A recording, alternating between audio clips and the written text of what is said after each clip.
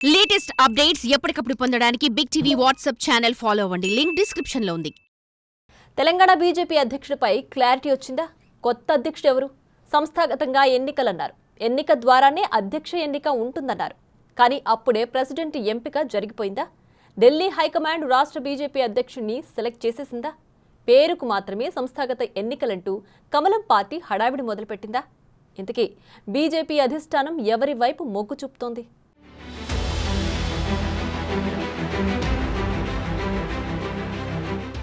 తెలంగాణ రాష్ట్ర బీజేపీ కొత్త అధ్యక్షుడు ఎవరన్న దానిపై పార్టీ వర్గాలు నెలకొన్న ఉత్కంఠకు త్వరలోనే తెరపడనుంది.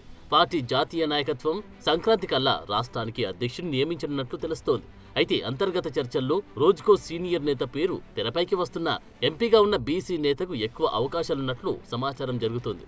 ఒకవేళ సమీకరణాలు మారితే మాత్రం అనూహ్యంగా కొత్త నేతకు అవకాశం దక్కవచ్చని పార్టీ వర్గాలంటున్నాయి.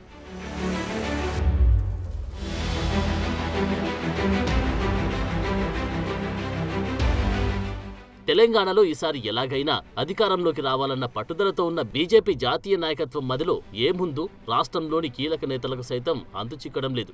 అధికార పీఠమే అంతిమ లక్ష్యమని, ఇందుకోసం అనుసరించే వ్యూహంలో వేసే ఎత్తుగడలు మాత్రం అనూహ్యంగా ఉండబోతున్నాయని బీజేపీ ముఖ్య నేత ఒకరు తెలిపారు. పార్టీలో కొంతమంది సీనియర్ నేతల మధ్య అంతర్గత విభేదాలున్నాయి. పాత కొత్త నేతల పంచాయతీలతో రాష్ట్ర పార్టీ వ్యవహారాలు 4 స్తంభాలటగా మారాయన్న విషయం అధినాయకత్వం దృష్టికి కూడా వెళ్లిందట.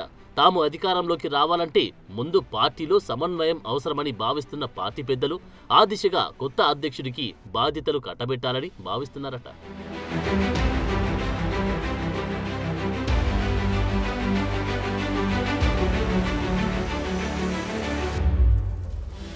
అన్ని సవాళ్లను ఎదుర్కొని పార్టీని అధికారంలోకి తీసుకురాగలిగే నేతకే ఢిల్లీ పెద్దలు పట్టం కట్టబోతున్నారట. పోరాట పటిమ, సమన్వయం చేసుకునే సమర్థతతో పాటు వయసును కూడా ప్రామాణికంగా తీసుకునే అవకాశం ఎక్కువగా ఉందంటున్నారు. ఇందుకోసం ఇప్పటికీ ఎమ్మెల్యేలు, ఎంపీలతో పాటు పలువురు సీనియర్ నేతల నుంచి అభిప్రాయాలు తీసుకున్న పార్టీ అధిష్టానం తాజాగా మరోసారి కొంతమంది ప్రముఖుల నుంచి అభిప్రాయాలు తీసుకుందని పార్టీ వర్గాలు వెల్లడించాయి.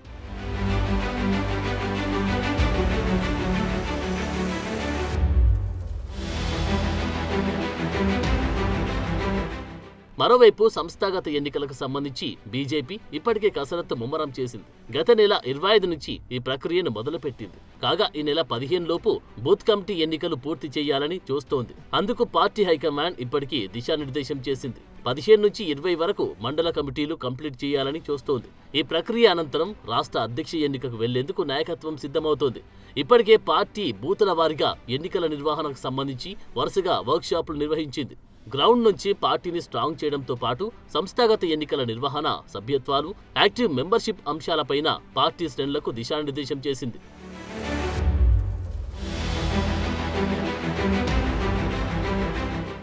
ఇక సంస్థాగత ఎన్నికల్లో భాగంగా ఇప్పటికీ జాతీయ, రాష్ట్ర సంస్థాగత ఎన్నికల రిటర్నింగ్ అధికారులను, జిల్లాల వారీగా ఇన్ఛార్జీలను హైకమాండ్ నియమించింది. జాతీయ సంస్థాగత ఎన్నికల రిటర్నింగ్ అధికారిగా తెలంగాణకు చెందిన రాజ్యసభ సభ్యుడు లక్ష్మణ్ను, రాష్ట్ర సంస్థాగత ఎన్నికల రిటర్నింగ్ అధికారిగా మాజీ ఎమ్మెల్యే, పార్టీ రాష్ట్ర ఉపాధ్యక్షుడు ఎండల లక్ష్మీనారాయణను నియమించింది. వారు ఇప్పటికే సంస్థాగతంగా ఎన్నికలకు కసరత్తు ముమ్మరంగా కొనసాగిస్తున్నారు.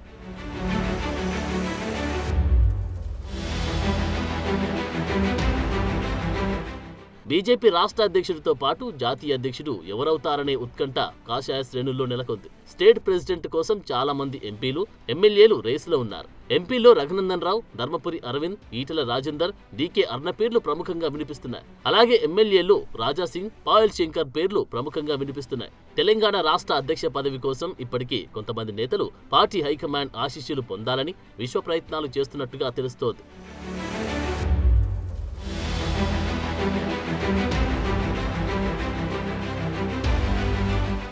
అయితే పార్టీ అధ్యక్షుడు ఎవరనే దానిపై అధిష్టానం ఇప్పటికే ఒక నిర్ణయానికి వచ్చినట్టు తెలుస్తోంది. దీంతో హైకమాండ్ నిర్ణయానికి అనుగుణంగానే సంస్థాగత ఎన్నికలు జరుగుతాయనే చర్చ ఆ పార్టీలో జరుగుతోంది. పార్టీ డిసైడ్ చేసిన నేతకే మద్దతు తెలిపి లాంఛనంగా ఎన్నుకుంటారనే టాక్ సైతం వినిపిస్తోంది. అధ్యక్షుడు ఎవరనే నిర్ణయం జరిగిపోవడంతో ఇక ఆ పేరు చుట్టూనే ఎన్నిక హడావిడి కొనసాగనుంది. ఆ అభ్యర్థి ఈటెల రాజేందరే అంటున్నారు. అయితే పార్టీ డిసైడ్ చేసింది ఎవరనే అనేది కాషాయ శ్రేణుల్లో సస్పెన్స్ గా మారిందట.